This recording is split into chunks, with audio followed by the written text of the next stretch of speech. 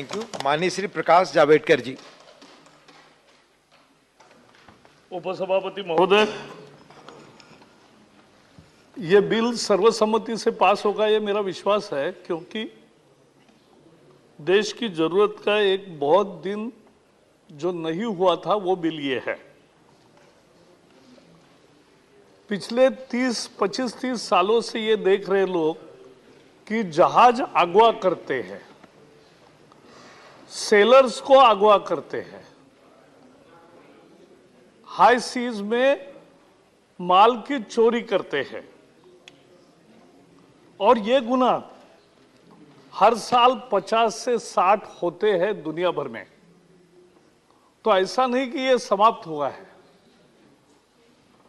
पहले सोमालिया में बहुत जोर से बहुत संख्या में ये क्राइम हुआ 2008 to 2011, लेकिन धीरे धीरे सभी देशों ने एक आकर काम किया तो उसका परिणाम हुआ, और उस परिणाम के कारण ये सोमालिया की घटनाएं थोड़ी रुकी, लेकिन दुनिया की सारी घटनाएं नहीं रुकी है।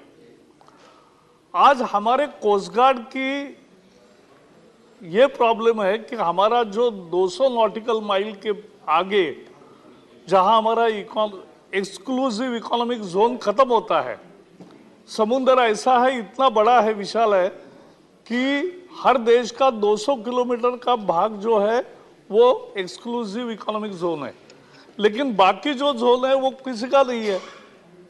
तो वहां अगर कोई पायरेसी करता है तो उसको पकड़ने का कोई प्रोविजन नहीं था।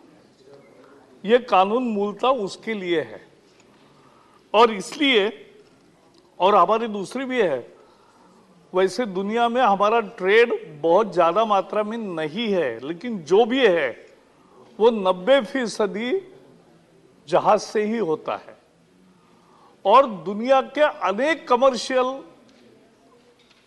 जो जहाज है उन पर लोग काम करते भारतीय। दुनिया में जितने लोग जहाजों पर काम करते हैं उसमें 11-12% भारत के लोग हैं। तो हम कभी कभी सुनते, पिछले साल हमने सुना कि 50 दिन के लिए भारतीय जहाज के कर्मचारियों को बंधक बना के रखा था, अगवा करके रखा था। तो ये स्थितियां होती है और हम कुछ नहीं कर पाते।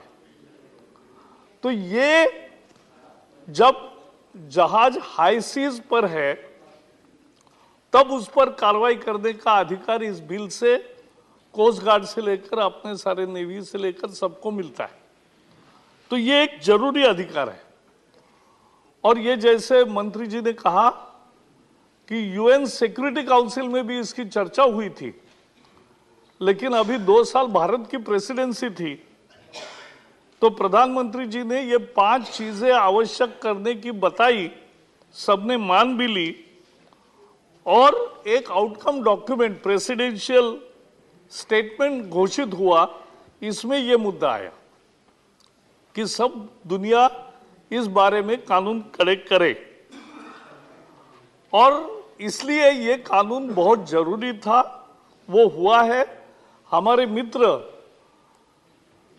वकील है, तो उन्होंने वकीली के दृष्टि से वो बताया है कि क्या डिफिकल्टी हो सकती है। अगर एक भी डिफिकल्टी नहीं होगी तो वकील क्या करेंगे? तो कुछ तो होगा, लेकिन सुधार भी होता है, यही लोकतंत्र है और उसी की मजा है। स्टैंडिंग कमेटी की सार्थकता ये मेरे मन में हमेशा एक मुद्दा है ही कि, और मैं कोई भी सरकार हो, हमारी हो दूसरे की हो, मैं हमेशा मानता हूं कि स्टैंडिंग कमेटी में चूंकि कैमरे नहीं होते, चूंकि रिपोर्टर्स नहीं होते, सब लोग अपने दिल से जो देश के हित में बात है वो करते हैं, और इसलिए अनेक अच्छे सुझाव हर स्टैंडिंग कमेटी में आते हैं। यहां 14 में से 12 पर उन्होंने स्वीकृति दी, ये एक बहुत बड़ी बात है सरकार के लिए भी और स्टैंडिंग कमेटी के लिए भी, गौरव दोनों का है। और यही परंपरा कायम रहनी चाहिए। एक अत्यावश्यक बिल था सिक्योरिटी, जिसमें प्रधानमंत्री जी ने यूएन सिक्योरिटी काउंसिल की अध्यक्षता करते हुए ये शुरुआत की, तो इसको आज हम अंजाम दे रहे हैं। इसको सभी समर्थन करेंगे, ये मेरा विश्वास है। धन्यवाद माननीय प्रकाश जी। एक अच्छी चर्चा चल रही है, सकारात्मक सुझाव भी आ रहे हैं, लेकिन जो सदन में एक बार सुझाव है उनको रिपीट न करें, इसलिए सभी माननीय सदस्यों को पर्याप्त समय, पर्याप्त अवसर मिला है। मेरा आग्रह है कि 2 मिनट या 3 मिनट में अपनी बात को समाप्त कर दें। कुछ नियमों में परिवर्तन करना हो, कुछ और भी जो आपको बोलना है, बोलने की अभिव्यक्ति आजादी आपकी है, लेकिन 2 और 3 मिनट में खत्म कर देंगे तो दिन में 2 बजे इसका जवाब करा देंगे। ये मेरा आपसे सबसे आग्रह है। No 2 and 3 minute, 2 and 3 minute. Shrimati Sunita Duggal ji.